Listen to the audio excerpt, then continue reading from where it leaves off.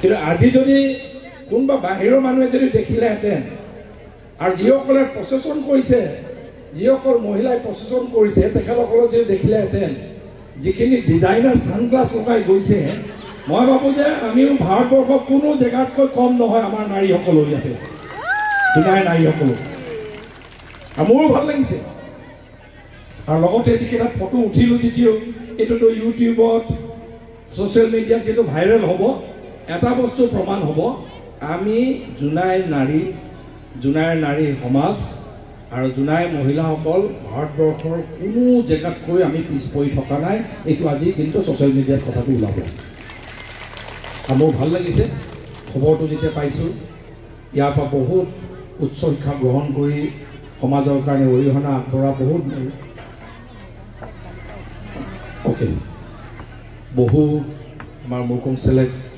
বালিকা উচ্চ মাধ্যমিক বিদ্যালয়ৰ বহুত সমাজত বিভিন্ন স্তৰত বিভিন্ন ধৰণে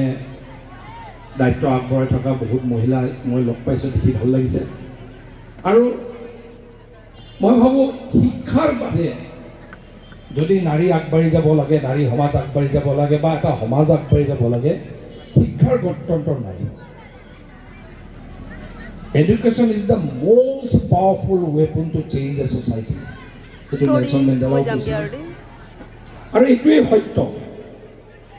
কিয়নো নাৰী শক্তি যদি আগবাঢ়ি যাব লাগে নাৰী সমাজ যদি আগবাঢ়ি যাব লাগে আমাৰ কন্যা সন্তানসকল যদি আগবাঢ়ি যাব লাগে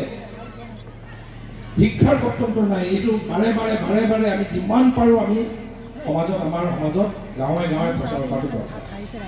কিয়নো কেতিয়াবা এইটো ডাঙৰ হাতৰ বুলি কয় মানুহে পুৰুষসকলে বিশেষকৈ ভাৰতবৰ্ষত চাবলৈ গ'লে কেইটামান জনগোষ্ঠীক বাদ দি খাচীয়া আৰু কিছুমান জনজাতীয় এথনিক জনগোষ্ঠীক বাদ দি পুৰুষ প্ৰধান সমাজ আৰু পুৰুষ প্ৰধান সমাজ কেনেকৈ হ'ল কিন্তু পুৰুষ প্ৰধান সমাজ হ'লেও সমাজে আমি যিখিনি শক্তি পূজা কৰোঁ সেই প্ৰায়ভাগ শক্তি নাৰী এতিয়া বিদ্যাৰ কাৰণে যদি আমি কাৰোবাক যদি সেৱা লওঁ পূজা লওঁ সম্পত্তি আৰু লক্ষ্মীৰ কাৰণে যদি পূজা কৰোঁ